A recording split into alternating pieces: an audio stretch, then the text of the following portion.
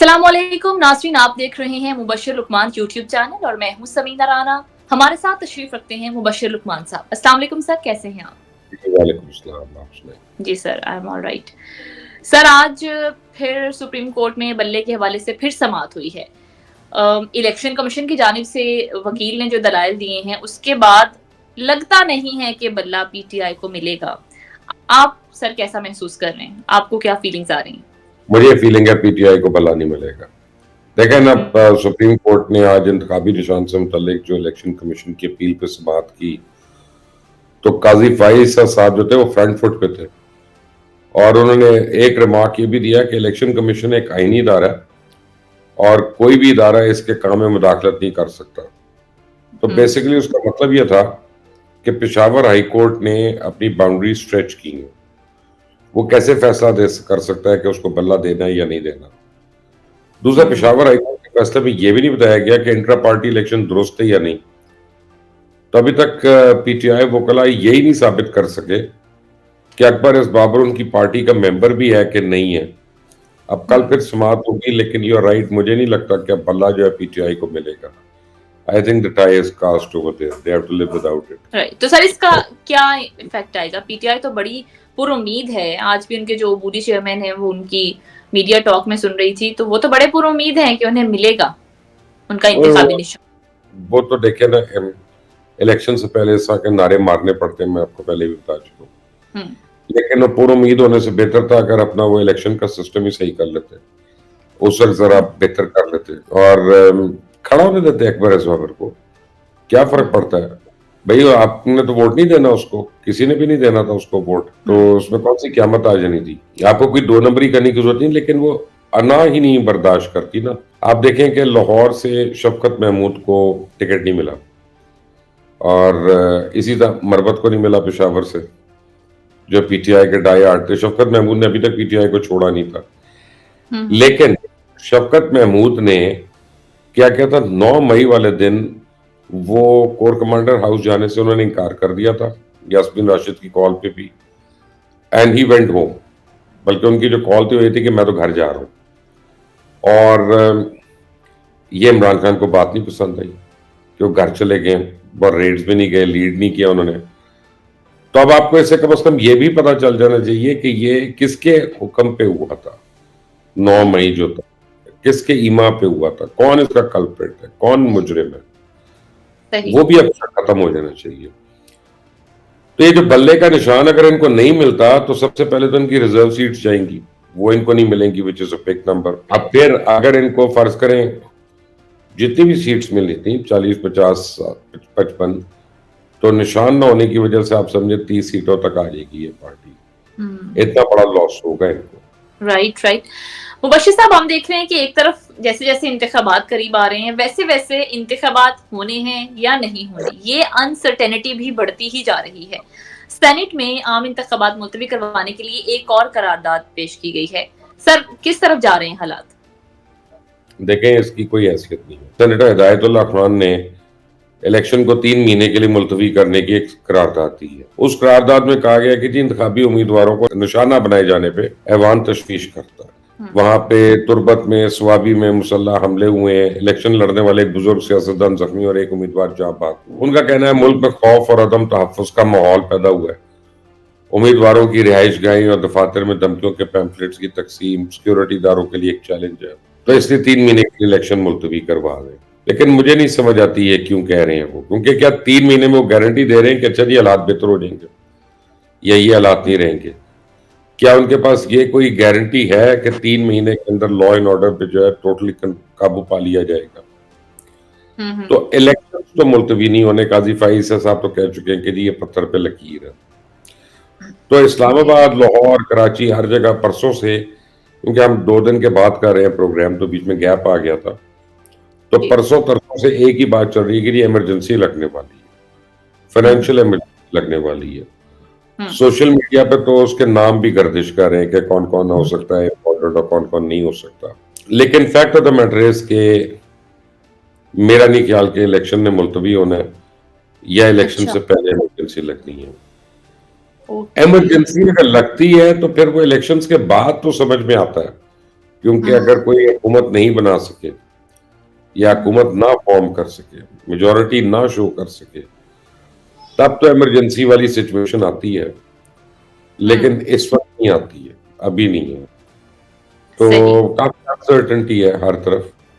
तो अब ये सियासतदान कह रहे हैं कि जी इलेक्शंस ना करवाएं, और फिर जब कोई आके आ जाएगा ऊपर और कहेगा अच्छा जी अब हालात ठीक नहीं है, 5 साल इलेक्शन नहीं कराने, फिर इनकी चीखें निकलेंगी, फिर ये रोएंगे कि जमहूरियत को ये हो गया तो वो हो गया। तो खुद ये लोग हरकतें ऐसी करते हैं और बाद में इनसे चीजें काबू नहीं आती। तो अभी आप ये समझ रहे हैं कि इंतखाबात हो जाएंगे अपनी मुकर्ररा तारीख मेरा पर? मेरा ये ख्याल है कि इंतखाब हो जाएंगे। राइट। अब मुबशीर वो साहब, हम कैसे देख रहे हैं होंगे, कि कैसे होंगे, कितनी तसल्ली होगी लोगों की, वो उसमें बहुत बड़ा क्वेश्चन मार्क है। Right right. सर, लोगों की तसल्ली हो ना हो, सियासतदानों की तसल्ली होना ज्यादा जरूरी है। उनकी नहीं होती कभी, क्योंकि जो हारेगा उसकी तो नहीं है। मुबशीर साहब, हम देख रहे हैं कि इमरान खान ने एक दफा फिर सहाफियों से वही बात दोबारा से दोहराई है कि जनरल बाजवा ने उन्हें और शाह महमूद कुरैशी से कहा था कि चुप रहो तो 2/3 अक्सरियत मिल जाएगी। क्या साबित करना चाह रहे हैं, वो क्या कहना चाह रहे हैं? झूठ बोल रहे हैं। और चुप रह के क्या करना था उसने उस वक्त? मेरा मतलब ऐसी कौन सी बात कर रहे थे इमरान खान कि जिसमें जनरल बाजवा ने कहा उनको कि चुप रहो? वो कह रहे हैं कि 2/3 अक्सरियत मिलेगी। 2/3 क्यों मिलेगी अक्सरियत भाई? क्योंकि जिस वक्त ये बात कर रहे हैं उस वक्त पीटीआई अपनी हाइट ऑफ अनपॉपुलर यानी हाइट ऑफ अनपॉपुलरिटी के ऊपर। हालत ये थी कि वो जलसे से पहले जिसमें उन्होंने साइफर लहराया था, हम तो आपस में ये बात करते थे कि पीटीआई का टिकट कौन लेगा, और लोगों ने मजाक करना शुरू कर दिए थे सड़कों पे। यानी मजाक करते थे कि एक आदमी आया और दिन दहाड़े पीटीआई का टिकट एक दूसरे के गले में डाल के चला गया। तो या ये है कि पीटीआई का टिकट के साथ किसी को इतने किलो कढ़ाई भी मिलेगी और मिठाई भी मिलेगी। तो वो तो उनके तो हालात ये थे, तो उनको 2/3 अक्सरियत कैसी होनी चाहिए? तो फिर इनका 2002 में इशारा किया था नून लीग को उन्होंने, तो सब काफ लीग में चले गए। और फिर वो कहते हैं जी हमसे को मुज़ाकरात करेगा तो मुज़ाकरात होंगे, और इलेक्शन ना लड़ सका तो सुप्रीम कोर्ट जाऊंगा। तो अब जाए सुप्रीम कोर्ट। अब तो जिससे उम्मीद थी सुप्रीम कोर्ट में वो भी नहीं रहा। एजाजुल एहसन से था कि जी वो इनके ऊपर काफी आसानियां कर देंगे, सब कुछ कर वो देंगे, भी मुस्ताफी हो गए। तो वो मुस्ताफी हो गए। तब जाए इमरान खान, जब तक पहुंचेगा ना तब तक एक दो और अपना जजेस जोड़ चुके होंगे, खुद ही इस्तीफे दे चुके होंगे, वो भी सही। इमरानडू हैं। तो कोई फर्क राइट नहीं, राइट। जाए शौक पूरा कर ले अपना। यानी अभी कोई भी टैक्टिस नहीं चलता दिखाई दे रहा। नहीं, देखें, एक होता है रेड लाइन क्रॉस करना। इमरान खान ने बहुत ज्यादा रेड लाइंस क्रॉस की, एक नहीं, और कई जगहों पर तो ऐसा भी किया उसने नई रेड लाइन खुद बनाई और फिर उसको क्रॉस कर लिया। तो ये छुट्टी तो नहीं होनी है आराम से, पी तो अब काटनी पड़ेगी। Right right.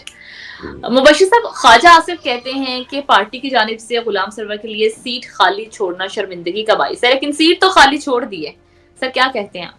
बिल्कुल, ख्वाजा आसिफ की बात तो सही है, क्योंकि गुलाम सरवर कहते थे नवाज शरीफ की जुबान बंद ना हुई तो जुबान खींचना पड़ेगी। अब ऐसे शख्स के लिए असूल कुर्बान करना तो नवाज शरीफ की जात पे बहुत बड़ा सवाल उठा रहा है। और ख्वाजा आसिफ ने कहा कि गुलाम सरवर खान नवाज शरीफ के खिलाफ जैसी गुफ्तगू करते थे जिससे उन्होंने सिविल एविएशन की वजारत को तबाह किया, वो मैं समझता नहीं हूँ, और उनके लिए पार्टी की जानिब से खाली नशिस्त छोड़ना शर्मिंदगी का बायस होगा, और हम इस चीज को डिफेंड भी नहीं कर सकते। और गुलाम सरवर खान जो हैं ये बिल्कुल नाजेबा कलमात भी इस्तेमाल करते रहे, सब कुछ करते रहे, और इसमें कोई शक नहीं कि सिविल एविएशन पाकिस्तान को और पीआईए को तो उन्होंने नाकाबिल तलाफी नुकसान पहुंचाया। तो अब नवाज शरीफ के इन फैसलों से गुलाम सरवर का नहीं और भी कुछ फैसले आएंगे अभी, तो आपको ये पता चल जाना चाहिए कि डील हुई थी, और जो कहता था डील से नहीं आए उसको अब अपने लफ्ज खुद खाने पड़ेंगे, चबा चबा कर खाने पड़ेंगे, भून कर खाने पड़ेंगे, उबाल के खाने पड़ेंगे, क्योंकि इससे पता चल रहा है कि नवाज शरीफ अपने हिस्से की अब बारगेन जो है उसको पूरा कर रही है। जो इन्होंने वादे किए थे, अच्छा मैं ये भी कर दूंगा तो ये भी कर दूंगा तो ये भी कर दूंगा। तो नवाज शरीफ जितने बेअसूली इंसान हैं वो अब सबको पता चल जाएगा, सबको समझ आ जाएगी। मुबश्शिर साहब, सुप्रीम जुडिशियल काउंसिल की कार्रवाई को इलेक्शन तक मुलतवी किया गया है और जस्टिस मज़ाहिर नकवी के खिलाफ जो समाअत है उसे ओपन करने का फैसला किया है। मुस्ताफी तो वो हो गए हैं, आपको लगता है कि ये उनके खिलाफ जो इल्जामात हैं उस पर कोई मजीद प्रोसीडिंग होगी, सजा मिलेगी? किस तरह से देख रहे हैं इस मामले को? जो मुझे लग रहा है वो ये लग रहा है कि चीफ जस्टिस काजी फाइज ईसा साहब जो है वो इसको एंड तक लेके जाएंगे। अच्छा। और वो यहाँ रुकेंगे नहीं, और मुज़ाहिर अकबर नकवी साहब के लिए बड़ी मुश्किलात हैं। हालांकि जस्टिस नकवी के वकील ख्वाजा हारिस है, उनका कहना है कि काउंसिल सिर्फ हाजिर सर्विस जजेस के खिलाफ कार्रवाई कर सकती है, और उसके बाद समाअत मुलतवी हुई और सुप्रीम जुडिशल काउंसिल ने मुस्ताफी जज सुप्रीम कोर्ट मुज़ाहिर अली नकवी से मुतल्लिक समाअत ओपन करने की इजाजत दे दी। बेसिकली जब जो ख्वाजा हारिस ने नहीं कहा कि जिस वक्त चार्जेस फ्रेम हुए थे उनके ऊपर, उस वक्त तो वो जज थे, अब वो के बाद में जाने के बाद तो फ्रेम नहीं हुए, तो अब काजी फाइज साहब जो है ये ट्रायल पूरा ही करेंगे, और मुझे नहीं लगता कि मुज़ाहिर नकवी साहब जो हैं उनकी आसानियां होंगी, काफी मसले होंगे उनको भी। यानी आप समझते हैं कोई प्रेसिडेंट सेट हो सकता है? जी मुझे लगता है उनकी पे भी होगा, मुझे लगता है कि एजाजुल हसन पे भी होगा, ओके। और मुझे लगता है कि आने वाले दिनों में मुनीब अख्तर पे भी होगा, और मुझे लगता है कि जस्टिस मुनीब अख्तर भी रिजाइन करेंगे। राइट राइट राइट, सही। मुबश्शिर साहब, जिस तरह से अभी कुछ देर पहले हम इस सवाल से पहले नवाज शरीफ के हवाले से बात कर रहे थे कि उनके जो डुअल स्टैंडर्ड्स हैं वो लोगों के सामने आ गए। एक सर्वे है जिसके मुताबिक पंजाब में मकबूल तरीन लीडर बनकर उभर रहे हैं नवाज शरीफ, और इमरान खान की मकबूलियत थोड़ी कम हो रही है। इस सर्वे पर सर आप क्या कहेंगे?